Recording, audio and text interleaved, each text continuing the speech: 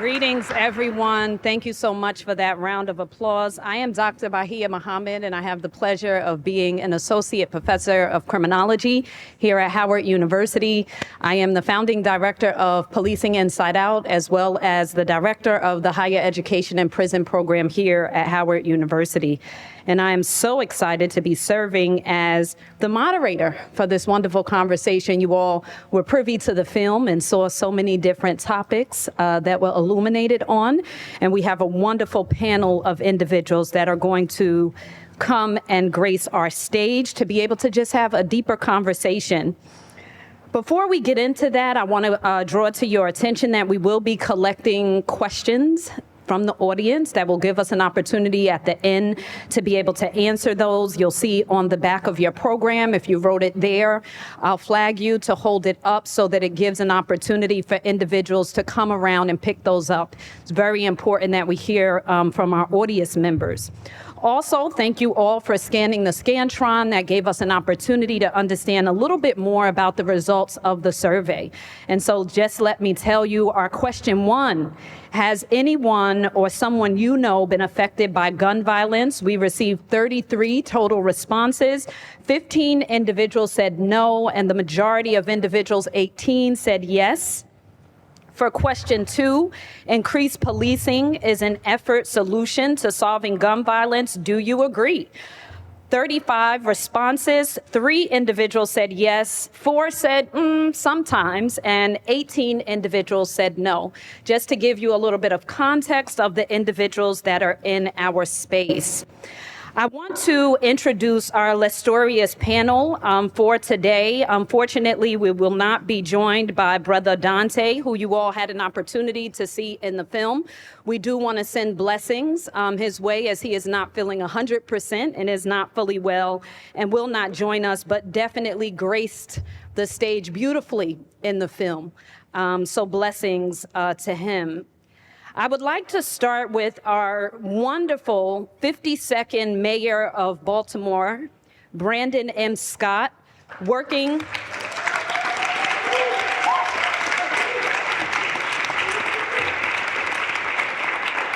Yes, keep it coming.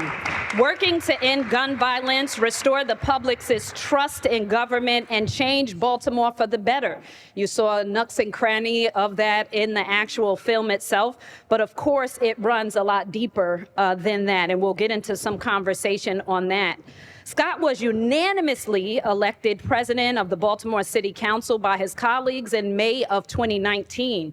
As council president, Scott developed and released the first ever city council president legislative agenda, focused specifically on building safer and stronger communities, as you all saw, cleaning up the city government and investing in Baltimore's youngest people, and also centering equity, which is very important in our conversation tonight.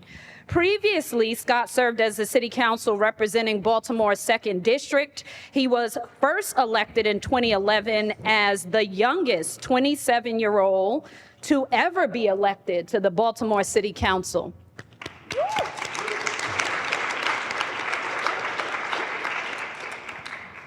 I would like to call up to the stage Mrs. Jennifer L. Porter, who was appointed to serve as Director of the Office of Victim Services by Mayor Muriel Browser in February of 2023. In this role, Director Porter provides leadership and coordination for the district-funded programs that serve crime victims, prevent crime, and improve the administration of justice for victims, offenders, and most importantly, for our young individuals. As a daughter of Howard University, we are honored to have our Director Porter grace our stage. Not only an illustrious alum, but also award-winning alumnus with the award of the 1950 Alumni Award for 2021. Let's give Director Porter a round of applause. Joining us virtually is Errikah Bridgeford, who fearlessly was highlighted in the film, is co-founder of Baltimore Peace Movement. Woo!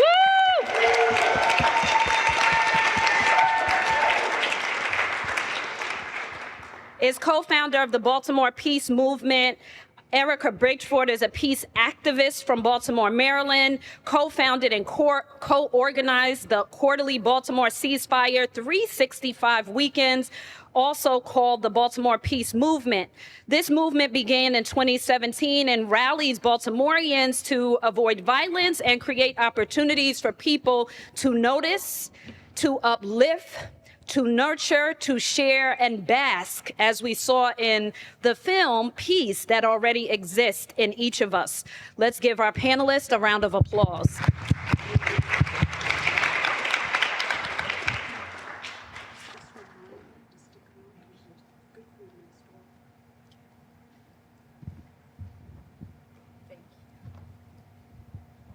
So we're going to jump right into the conversation. And as you all are engaging in this discussion and hearing from our panelists, please be reminded that we will have small hors d'oeuvres following this. And we do want to continue the conversation with some of our community leaders that have tables in the room adjacent. So I would like to start and open this up by speaking to you, our fearless mayor, in terms of all of the components that we saw in this film. There are so many components that resonate with many of us that are in this service work, but wanting to hear from you why this was important to highlight this work and really show it from this lens of love and resilience. Well, I think for me, this is now the second documentary that I've been a subject in. The first is called Charm City. You can watch it on Amazon Prime. But it's really about the work, right? And I think when, just so folks know, I know Gabe's in the back and John, the folks that produced and directed this movie. When they started out, this was going to be a movie about the campaign, right? It started in 2019 is when they started to film. But then obviously all of our worlds changed with COVID, and very quickly after George Floyd and all the things happened, it's really, the world shifted. But for me, it's always been about, we have this unfortunate reality that we see our elected officials, even though we know they're human, we don't see them as human. We don't see them, we see, especially now, people think like all I do is take pictures for Instagram, right? All right, they don't see those tough conversations like I had with Ms. Dyson. They don't see what goes into you going out there as a mayor and saying in Baltimore, DC, or anywhere else that we're going to focus on, we're going to reduce violence by this much, and what actually goes into that. It's not that you just snap your fingers and that stuff happens. A lot of things have to happen. You have to have support from other people. You have to develop plans. You have to go to the community. You have to do all of these things. And it was important for me, in particular, as a young black man who grew up in Baltimore, who heard all of my life, right? I tell young people in Baltimore this all the time. They told me I shouldn't try to go to college. Right? Then they told me that like, oh, well, you're going to graduate from college. You should just go work at some business, because people who grew up where you grew up in Park Heights, they don't get elected to the city council. There's no way you're going to get on the city council. And then I did. Then they told me there's no way you're going to become the president of the city council. And then I did. Then they told me you can't become the mayor of Baltimore. You're too young. Despite that, there was another 36-year-old mayor before, just a couple months younger than me. He just happens to not look like me, right? And I did it. And then they said there's no way you're going to be reelected. And I did, right? You have to continuously, I think it's important when you're in leadership, and if you truly want to be not the only one, the first but not the last, to show out to the world what it is actually to be you, so that people understand, your people understand at a much higher level, but also so that the folks coming behind you don't have to go through the same exact thing, because the people will know when they see the same old tricks over and over again. They'll be like, oh, we remember you guys trying this before. So for me personally, it was really about showing the city and really the world what it is to be a mayor, and what's it like to try to really handle the city's longest standing challenge the right way. Thank you.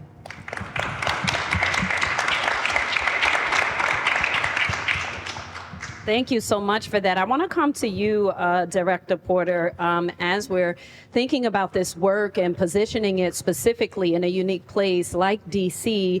I'm wondering in what ways some of the work that you've been doing in here in DC resonates with many of these different components and can be layered over the city here as well. Sure. Well, first of all, thank you so much for having me. And congratulations, Mayor, for all the work that you've been doing. As mentioned, I'm the director of the DC Office of Victim Services and Justice Grants. And the way that this work centers and this film so beautifully illustrates is that the way that we heal is so specific. It is so culturally informed. It is so spiritually informed. It's so unique. And the work that we're doing in DC, specifically in my office, we fund healing. Half of my portfolio specifically funds victim services for any individuals who have experienced victimization of any crime. And the other half of my portfolio supports individuals who have been incarcerated or who have touched the justice system. The fact that DC uniquely intentionally does not bifurcate those two individual populations is because what we know and research shows, they are the same population. They are the same community. And so in conversations when we talk about prevention and we talk about reducing crime, we have to talk about healing. I always say to my team, we have to heal trauma to prevent trauma. Mm-hmm. And so in conversations, I love how beautifully in the film, our sister, we see it visually, her bringing sage and even activating the space where a community in crisis, potentially hyper-aroused, responding to trauma, which is a physical response, seeing healing passing by. It's so important, and I'm grateful that we're able to heal on a community level. There's so many community healers in DC who we're saving space for, but we have to have investments. We have to fund them, and so we're proud as a grant-making agency to not just prioritize what we heal, but to let the community say, this is how we want to heal, and to be able to apply for those funds as specifically as possible. Yes, thank you. So, Sister Errikah, we are so happy that you are here with us in this virtual space. Thank you so much for your work and all that you do, putting hands on people, bringing that good sage smoke, all of the things that we know are needed in these communities. It's a lot of work, and it's hard work. May Tater forever rest in peace. And we do send acknowledgments and, brief moments of silence. But please do tell us what it actually takes to be in these streets and really doing this work. So first of all, thank you so much for having me. Hi, Brain. And I apologize that I'm moving all around. I'm in New Orleans certifying mediators who, the whole entire mediation center here in New Orleans, they only mediate complaints between police and community. So they resolve those conflicts, and we're taking them through a certification process this week. So I'm moving around. I'm at an event right now. But it really takes you just following your heart. That's what I keep explaining to people. I mean, yes, some people end up more in the spotlight or, have leadership qualities that catapult them more into the public eye. But all I'm doing is following the quiet nudges in my heart. I was raised to believe that if there's something you don't like, then you should be doing something about it. And there's always some kind of love you can send. There's always something you can touch. And we often think, well, who am I to be doing that thing? Or the thing that I'm doing is just going to be too little. And there's no such thing as something being too little. The reduction in violence and murder that we see in Baltimore right now is from decades of people doing the little things and the big things. Which allowed space for Brandon to step in and implement something that was really going to be impactful as well. And so I I have found that when I don't follow my heart, that's when I become suicidal. When I don't follow what I know my soul is telling me to do, that's when I become depressed and suffer with anxiety and all of those kind of things. So no matter how crazy it looks, I have to follow my heart so that I hold on to my sanity. And what I have learned is it gives other people permission to listen to their hearts as well. And Baltimore is a place where real recognizes real. So that's why I can get to every neighborhood. I treat everybody like, no, no, yo, you my brother. You just like my cousin, just like my niece, my nephew, my uncle. And so when you love, people love you back. Thank you. You know, it's in the film. There are quite a few pivotal, moments of things that happen along the trail, but also through the victory. I think one of the pieces that resonated with me the most is you're fighting for this shift in the narrative of formerly incarcerated, credible messengers, peace workers, or, individuals that are the experts on the ground, directly impacted out there day in and day out. This concept of interpersonal disputes and the amount of times that you mentioned that in the film, the amount of times that individuals talked about that. In what ways do you think it's important for us to understand that flipping of the script? It's critically important because if left up to conventional wisdom, well, I wouldn't say wisdom, conventional thought, folks will have you, and especially in this political season, they'll have you thinking that this is the 80s and 90s all over again. But it's not, right? We knew when I grew up in Baltimore in the 80s, 90s, and early 2000s, 99.9% of the time, if someone was murdered, it was over drugs, money, some kind of thing right there, most of the time, right? But that's just not true today. And what we have to do is push through because we also understand why. If you dig deep into, it doesn't matter if they're elected official, if they're media, if they're a citizen on the street, a president of a university, a business owner, whoever. When folks just revert to that is, it's gangs and drugs, right? They're not just reverting to that because they've been conditioned and really brainwashed to think that and hear that over and over again.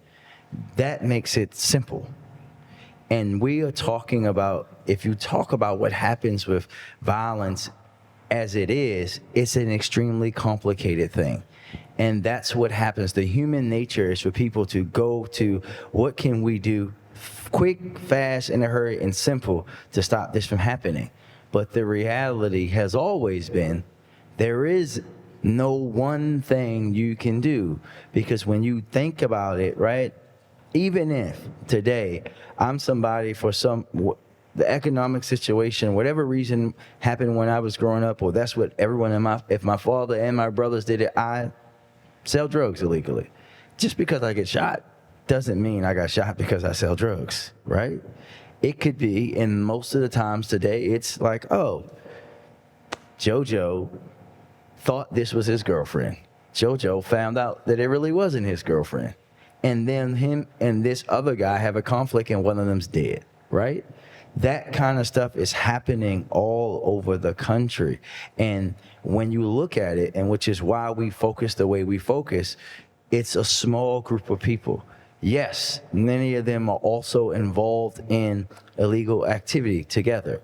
But this is not just about that illegal activity. And it's important for us, if we're going to cure a disease, you have to talk about what that disease is and everything that leads into that disease, right? It's, yes, people who smoke are a lot more likely to get cancer, but also people who smoke are generally unhealthy. If they eat bad, if they don't work out, all these other factors come into play, and we have to stop trying to oversimplify the most complicated thing, even if people don't like it, right? Because if you truly want to solve an issue, you have to solve it. When you go, and we treat this like it's something very different. My grandfather had prostate cancer. I got to go to the doctors next month. What are they going to test me for? Prostate cancer, right? But for years, we've had young people in Baltimore, people that I know, who their father, their brother, their cousin, all these people got shot. And we just expect them to like, oh, well, it won't happen to them. No, we know it's a lot more likely to happen to them, and we have to focus on that group. And the only way to do that is to call things out and pull back that veil of simplifying something that makes people easier to make people feel safe by saying, well, I'm going to do this one thing to stop this one group of people who are killing each other for this one reason. Thank you. I want to come back to you, Errikah, because I think as we're thinking about these concepts of interpersonal disputes, we're thinking about credible messengers. There was a point in the film where you talked about not being able to answer questions without this kind of sense of frustration or anger around the framing of questions and or the microaggressions that are part of the questions, right? I think, yes, I think with an audience of some of my students here and individuals that are new to the university and also seasoned in their matriculation, in what ways or advice do you have for individuals as we in a community mindset are advocating for our credible messengers and those that are directly impacted to be the first line responders? Yeah, so one thing that's really important is we all really need trainings around emotional intelligence, conflict management trainings. We need to be uplifting restorative justice practices like mediation and dialogue circles and all of those safe places where people can really be real about what's going on and things can be mediated peacefully. But each of us, it's very rare that we've been taught how do we handle a situation when I feel like somebody's really playing in my face, like they really coming for me right in front of my face, and I want to be impactful in my answer. I want to be understood. How do I express myself while I'm actually angry? And that is about really learning how to navigate conflict. And although I'm a mediator and I train mediators, I certify mediators, when it had to do with those in the moment media having an agenda and a narrative that they already came to me with, pretending that they're coming to cover something beautiful that I'm doing, but they already have a narrative that is something wrong with Baltimore, when the question really is what has happened to Baltimore. And so it took me years to learn, oh, wait a minute, I can pause and call out what's happening right now. It doesn't have to just irritate me. If something is irritating me, that's an indication that something in my soul is saying no thank you to what's happening right now. So I can say out loud, wait a minute, what's happening right now that you just now did? One question you trying to ask me, well, let me ask you a question, man, because your question is the problem, because you're not open to what the answer is. You already had an answer when you asked the question. So I really encourage people who are interested in either getting involved in any kind of peace work or advocate for people who are doing, anti-violence and community peace work, really push the idea that none of us really know how to communicate well. We live in a country that teaches us that violence is power and keep that same energy and all of that stuff. We really have to advocate that all of us need to be learning how to listen deeply, how to listen when we feel offended, how to respond and use our voices impactfully, even when we're angry. So I can answer without attack, but still clear. Like all of us need to be doing that work, because if all of us are doing it, it makes it a lot easier for those of us on the front line.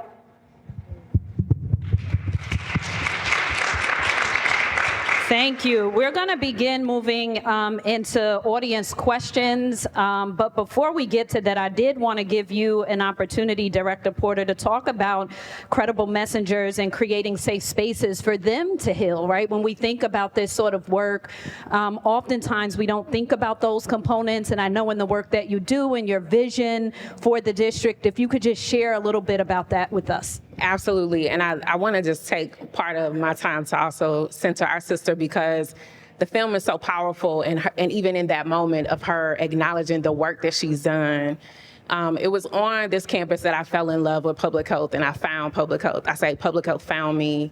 And part of the model and the framework and the strategies of public health is what CVI and this work centers: a holistic approach, looking at resource mapping, looking at the gaps that exist, and this acknowledgement that there are these contributing factors greater than what the mayor just talked about, those very episodic A to B points.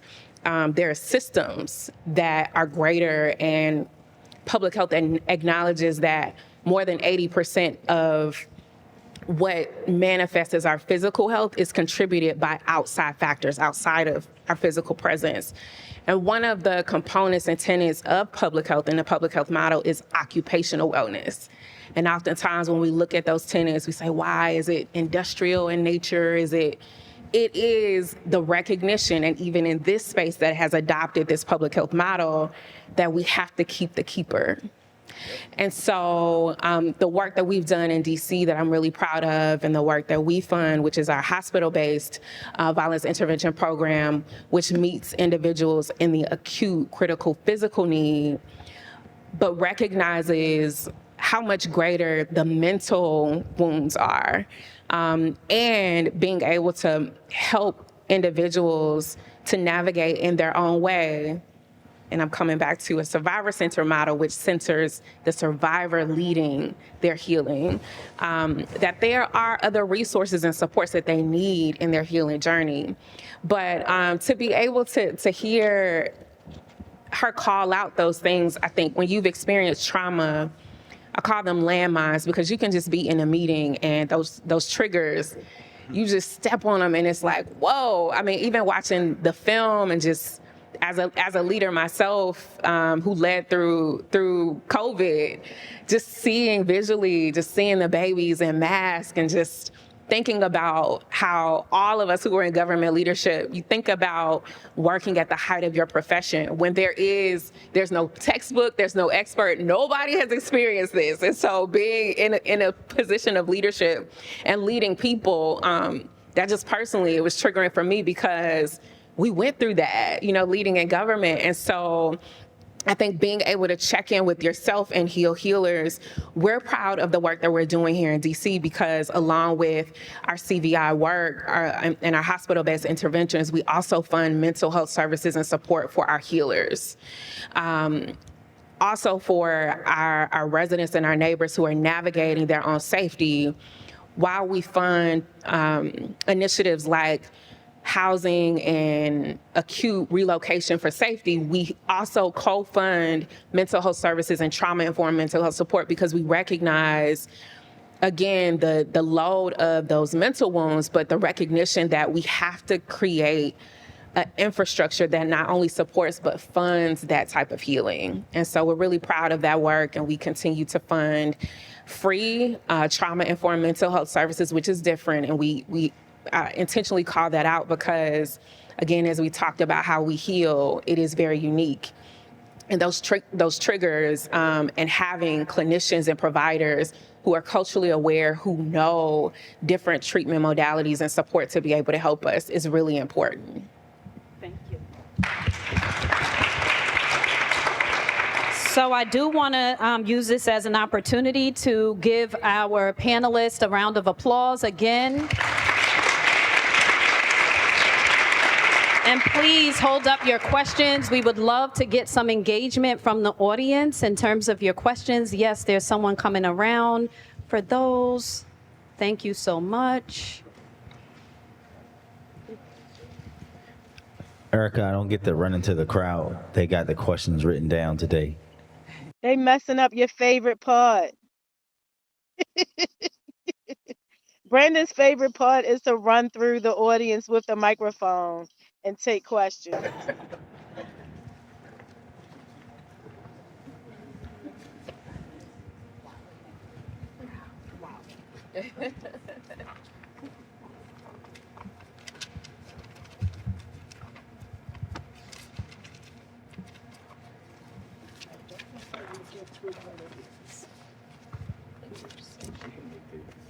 Wow, so this is This is great. We love audience engagement. We're not going to be able to get through all of these, but we will definitely try to connect a few. One of these questions here specifically is looking at mental health. What do you think individuals need to do to keep their mental health intact? It could ultimately, this kind of serious work can take a toll on the body, the mind, and the spirit. And so how important is this, but tips? This is asking for tips here in terms of how to do that. Errikah, I don't know if you want to start us off with that, and then. This is one of my favorite kinds of questions to answer because I really believe that it starts with spiritual health. We misunderstand the way that we are designed, and we think that our spirits are inside of our bodies, when really our bodies are inside of our spirits. So we view ourselves as these limited beings in physical form, when really we're eternal, abundant beings. And so we're not limited by the traumas that happen. When traumas happen, when we look at them from the perspective of an eternal, abundant, powerful spirit, we go, oh, wait a minute. First of all, a trigger is just my brain lying to me, telling me that the trauma that happened to me before is exactly happening to me again, when that's probably not what's happening right now. But also, as an eternal creator, I get to look at this and say, well, who do I decide to be in relation to this trauma that happened? So I can decide if it's going to just swallow me up, or I can decide that I'm going to heal it and I'm going to help heal it in the world, and I'm going to help address it, like however it is I'm going to use it. And so I found that when I focused on how bad things were, how many murders there were, how many people were hurting, then it impacted my own mental health, my own joy, my own peace. And so I had to learn, I have to center my own joy, not what makes me feel joyful when I'm doing things for other people, but is my joy cup overflowing? I don't give to y'all from my cup anymore. I give to the world from my overflow. We often we diminish our cups, and then we say, oh crap, I need to go refill my joy cup. And then we'll fill back up, and then we just pour it right back out into the world. So we're supposed to be overflowing our joy, our peace of mind, our rest, our own healing, so that when we are the ones called to help others when they are in trauma, we show up in the vibration of where answers are, because peace and joy are where the answers are. You can't show up just as devastated as the people that you're helping. And so it is crucially important, not just because the kind of vessel, the kind of tool you want to be for others, is that you need to be centered where answers are, but doing this work will destroy you when actually it could feed you if you're doing your purpose work. Thank you. And ladies first. I was just going to add to that. First of all, thank you for sharing that. And I think it's always helpful when we center just the comparison of mental wellness and physical wellness, because I think it helps to translate and kind of break down demystify it. When I think about like my babies, my son and my daughter, my son, he gets a cold at school, send him to my mom's because I got to go to work, mama. And he's fine. I remember my daughter's first cold. I sent her to my mom's, went to work, and around like 11:30, my mom called and she's like, you got to come get her. She's screaming. She will not sleep.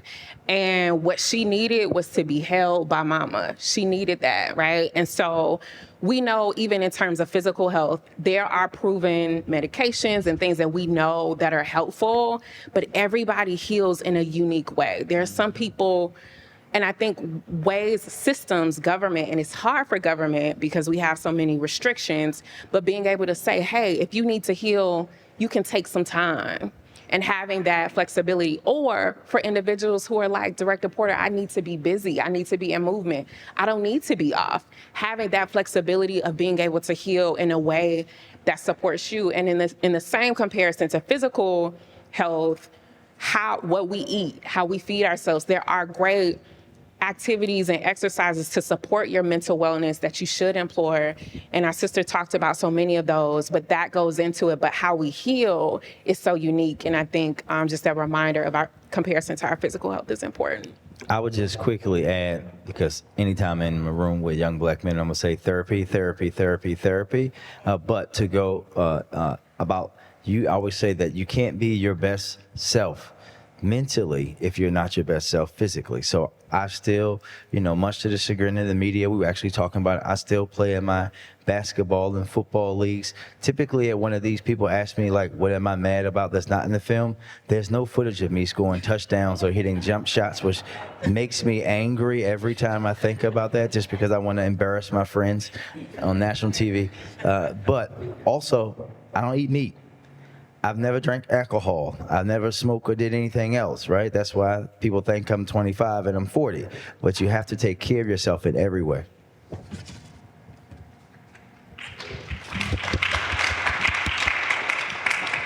So there are quite a few questions that are looking specifically at solutions as it relates to community organizations, specifically, schools, looking at clinical social workers. Thank you and shout outs to many of our students that are asking phenomenal questions. Some of you, Dr. Andrees's students in the College of Medicine, thank you so much for coming and these poignant questions. But really reaching the director and you also, Mayor, and thinking about, one, how you came up with this strategy, and then for our director, thinking about extending upon that in terms of how do we begin working in the schools? So I think when you think about Baltimore's comprehensive gun violence strategy, right? I came to this strategy and this work in many different ways. One, I have the lived experience of growing up in Baltimore in a very violent neighborhood, being a victim of gun violence. Two, I've spent all but 1 year. I graduated college in 2006. I've been in City Hall since 2007, working there on that very, very topic. But also, I led, actually, Errikah was one of our leaders too, one of Baltimore's biggest and largest ever anti-violence movements in a 300-man march. This is about bringing that all together. All of that lived experience, right? But also, as I said earlier, these things don't happen overnight. If you just Google Brandon Scott Live to Be More, you'll see way back in 2018, I suggested that Baltimore have a comprehensive approach to dealing with gun violence. I wasn't the mayor, so I couldn't make us do it. I then, in 2019, passed a law that went into effect in 2020 that said whatever mayor comes next, henceforth and forever, is going to have to, every 2 years, produce a comprehensive gun violence strategy for the city of Baltimore,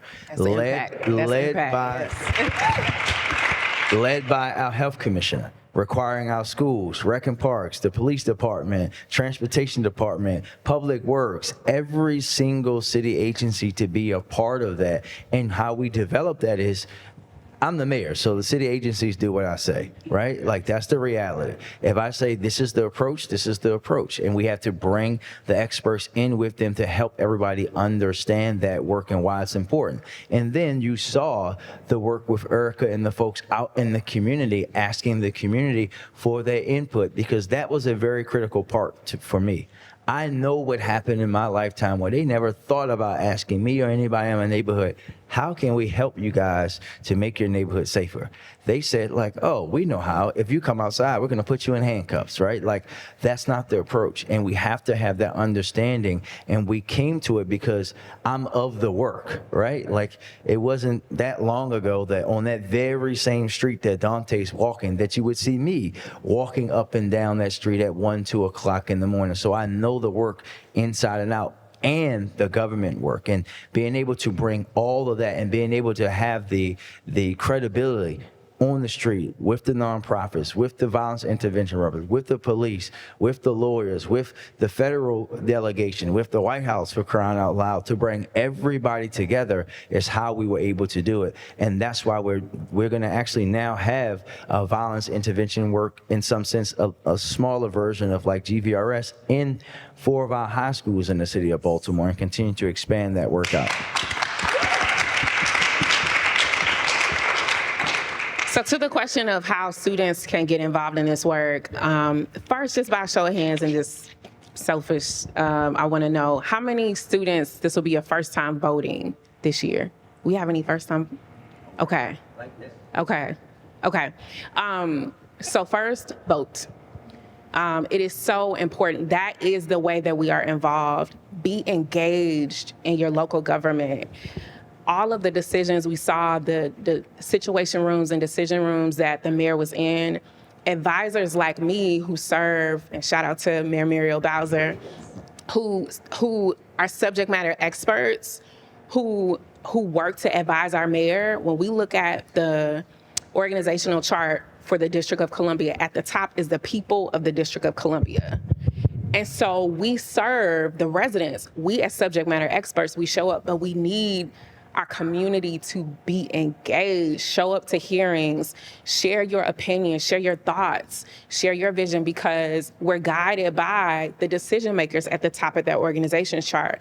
And where you're not active, investments, public investments all the way up, federal and local, we don't have the resources that we need to be able to succeed. And so that's where we need you all. Sign up for our internships. We have amazing internships. Anywhere I'm in leadership, there will be interns involved if it's allowed. I love having interns to come and to learn. And I also, again, a shameless plug for the public health model. Wherever you are, learning and understanding that people's position and the status of their health is mostly not determined by decisions that they've made. There are systems that have either failed them or that have exacerbated their health. And so knowing and understanding that model and the tools and modalities that we have are really important. That also includes participating in research.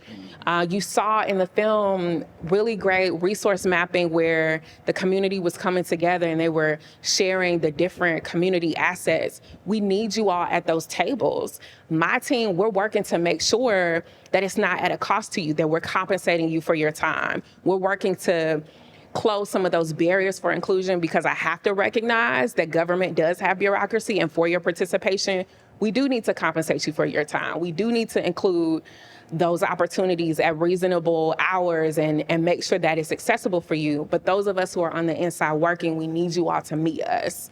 So those are just a few opportunities. Yes, thank you. And so I do want to bring it back to Errikah, who's with us. This question specifically is looking at, and I would like to hear from each of you as we're closing out with this question. Do you have any recommendations on how to have difficult political conversations with people close to you? All of you have to do that in your service leadership work and just regular life. But Errikah, could you start us off, and then we'll come to Director and Mayor, and then we'll pass it on to close it out. So the question is about difficult political conversations. Is that what you said? Yeah, difficult conversations. So what I really recommend is that, first of all, you remember that people come to what you call really horrible conclusions about life for very valid reasons of what they've experienced, what they've been taught, how they've been socialized. So any of the ism kinds of mindsets, racism, sexism, misogyny, right, all of the transphobia, all of those things, people believe those things because often people that they loved and respect taught them that that's what the world is. And so being able to listen, like really leaning in with curiosity, when you hear people say things that you think are horrible beliefs, to really ask with curiosity, help me understand how you came to that conclusion. What have you experienced that makes you believe that?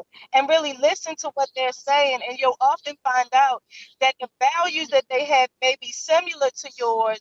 They just view it from a different perspective. And so if people don't feel attacked, they feel heard and understood first. And then you're able to say, okay, well, I see, given what you've experienced, I see why you would see it that way. And here's why when you say it like that, it might feel harmful to other people. And actually, Trump was not responsible for those checks y'all got. Like, really, really finding a way. I'm getting applause in the car. People say it one more time for the people in the back. But it really is learning to understand that when people feel attacked, they're going to shut down. They're not going to listen to what you have to say. And so to have a difficult conversation, you have to be open to hearing things that you don't like and use it to make sure that you feel heard, and also use it to help illustrate the point that you're trying to make without trying to beat into them that they're wrong. Because beating things into makes their brain just go into fight, flight, freeze, or fawn mode, and they often choose either fight or flight. And so what they don't do is lean in deeper to really understand your point. So emotional intelligence is really about, can I make sure that I make people feel heard, but then also when I'm explaining what I want to say, I'm doing it without a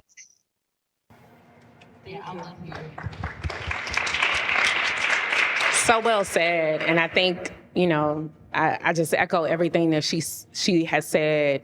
I think to take it a step further beyond the political conversations, and we're in a historic election this year, more than authenticity, people are looking for consistency.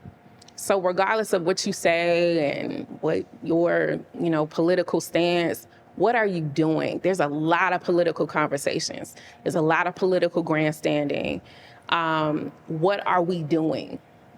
How are we healing people? And I think more than anything in our 30-second media society, what are we actually doing? Take the time to actually look at people's track record. I love this film because it shows the mayor's consistent commitment to this. And we need more people who are consistent, because waves, trends are gonna come, but what are you doing? And so being consistent, I just will encourage that and echo everything our sister said.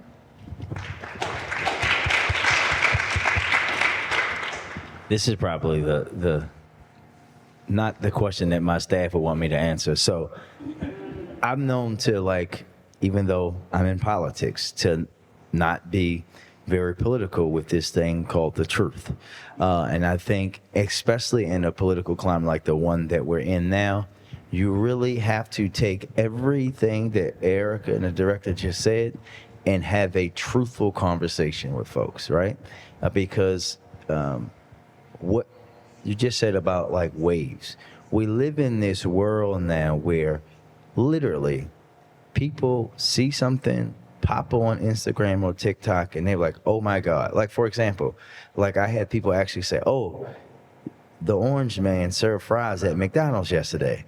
And I said, now, absolutely that's not true. But let's talk about why that was done and what the impressions that they're trying to get on people, who they think are. We have to understand, again, that when people are being overwhelmed with information all day, every day, and they working and they tired and they got kids and they working 2 jobs because they don't make enough, right? They aren't always going to have the ability to go digging deeper. So when someone that they trust, someone that they love, someone that they're asking that question to, you have to take the time to walk them through all of that. But also when you're in leadership, whether it's in a position like ours or Errikah's, you have to always be outward and front facing, right? And you saw a couple of those examples on the movie with me telling my former chief of staff, yes, we are going to say 15%, because if we don't set a goal, no one's going to know what we're doing, right? We have to do those things. We do have to come out, and this is a great story. You mentioned this COVID. It's not in the movie, but they were there. Right before I walked out of City Hall, on my very first day, the first thing that I did was say, everybody go home and don't come back until I tell you, right? My staff was like, you can't do that on the first day. Everyone's going to be so mad. And I say, well, what the hell did I just say? We're going to do the right thing, not the popular one. And we have to break through this thing that just because everybody else likes something or says do it, doesn't mean it's the right thing. Most of the time it's not, right? And we have to be comfortable in our own skin as leaders in whatever we're doing, whether it's in the classroom, in the church, in politics, at an agency, in the community, to stand on business, as the young people say, on those decisions, right? And live with the consequences of knowing that you're doing the right thing, even when people say we're wrong. Because think about it in the context of the film, right? No one thought that I should go comprehensive violence reduction that route. They wanted me to turn back the clock to something that's fair, and that would have been easier for me to do politically. That would have politically made my election easier, but it wasn't the right thing to do. And we have to be comfortable in knowing that, like, just because you're in office or you have this leadership doesn't mean you're going to be liked, right? Now everyone thinks about like Muhammad Ali and Dr. King as these things that people love. But right before Dr. King died, people hated his guts because he was doing things that he knew was right, but they were very unpopular. Muhammad Ali, consistent things that he did, the things that he knew was right, but they were very unpopular. And we need to turn back the clock on anything on that kind of leadership.